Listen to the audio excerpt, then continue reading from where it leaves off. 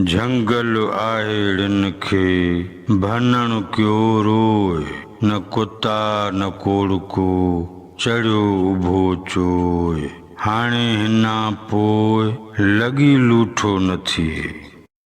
नवनि लफ़्ज़नि जी माना। बैत जा उहे लफ़्ज़ जेके माना ऐं मफ़हूम जे लिहाज़ खां नवां हुजनि।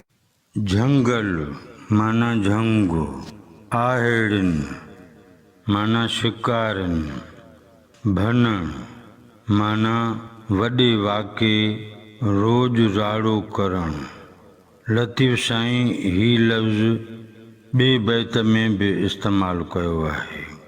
ॾुखियूं जान मिड़नि तां भनण न थिए। कुता हिन बैत मूजिबि माना थींदी शिकार करण में मदद कंदड़ शिकारी कुता।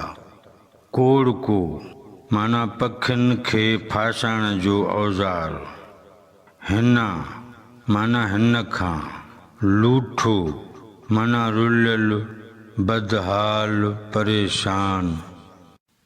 हिन बैत जे टिन्ही सिटुनि ऐं मिसरनि जी सादी सम्झाणी पड़िजे थी त जीअं बैत जो मजमूई मतिलबु ऐं मफ़हूम कजे त उहो सम्झ में अची सघे।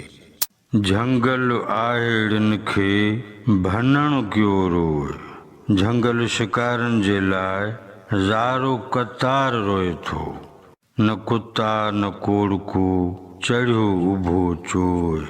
ईअं रोई चई रहियो आहे त न को शिकारी कुतो आहे, न को कोड़को पातल आहे। हाणे हिना पोइ लॻी लूठो न थिए। हाणे हिन वक़्त खां पोइ कंहिंसां लव लाइ पाण खे कंहिंजे बिरह में बर्बाद न कबो। हिन बैत जो मजमूई मतिलबु ऐं मफ़हूम हिन तरह बयान करे सघिबो। झंगल आहेड़िन खे भनण क्यो रोए, न कुता न कोड़को चढ़ियो उभो चोए, हाणे हिना पोइ लॻी लूठो न थिए। हिन बैत में भेटाईअ उबते अंदाज़ में ॻाल्हि कई आहे।